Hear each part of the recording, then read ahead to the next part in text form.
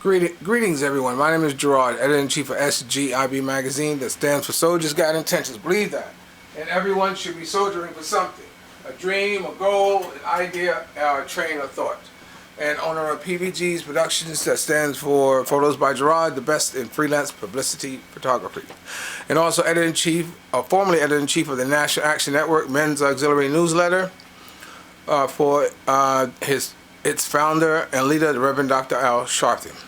You know, I really am glad before we started this that we moved out of the Trayvon Martin situation, because, you know, there were a lot of people who predicted a lot of riots and tearing down and burning like a Watts or something like this. It was all just bloviating, you know, and just, you know, and just try to create an atmosphere of something that wasn't. I'm glad to see, and I'm proud of all our brothers and sisters, regardless of what color you are, that once Zimmerman was arrested, then yes, we know how the system would go on and play, you know, and get in effect. It just couldn't get into any type of movement toward resolving it until Zimmerman was arrested, and we was so good on that. So I'm glad it's all over. But anyway, as you see, nothing happened. We're still here. Okay, this is some of Reverend Dr. Al Sharpton's Politics Nation, and I just want to share this with you. And remember, you can reach me at 631. No, you can't. You can reach me on Facebook at Gerard, Gerard, McLeod, MC, capital L-E-O-D. Okay, I'll talk to you later. Ciao. And remember, dreams are nothing more than plans awaiting action.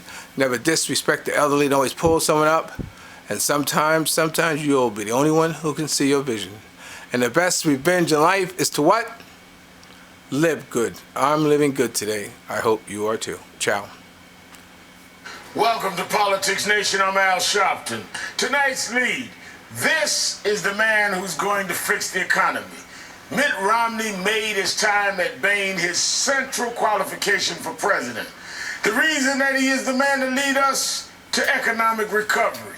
It's why America needs him to occupy the White House.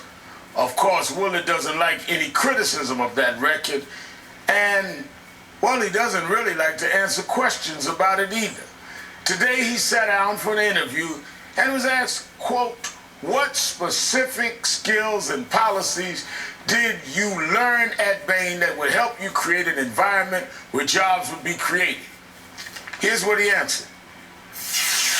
Well, that's a bit of a question like saying, what have you learned in life that would help you lead? My whole life has been learning to lead, from my parents to my education, to the experience I had in the private sector, to helping run the Olympics, and then, of course, helping guide a state. No, folks, that was the right clip you saw. I know you're thinking that we gave you the wrong clip. The answer had nothing to do with Bain.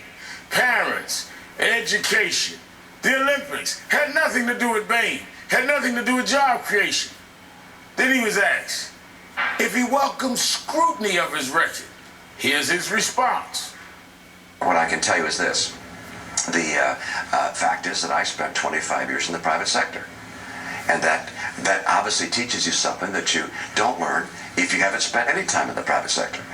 If you were to say to me, tell me what you learned from your schooling that would help you be a president, it's like, well, how do I begin going through a list like that? Again, I did not hear an answer about the scrutiny there. But he did talk about learning, and the truth is, Romney learned plenty at Bain. But the president says they were the wrong lessons. Here's what he is saying moments ago in Denver. He should be proud of the great personal success he's had as the CEO of a large financial firm. But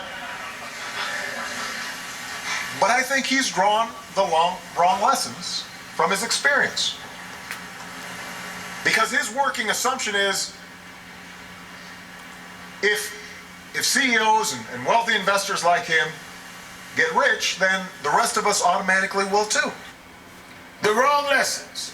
Romney may have made plenty of money for his investors, but that doesn't qualify him to be president.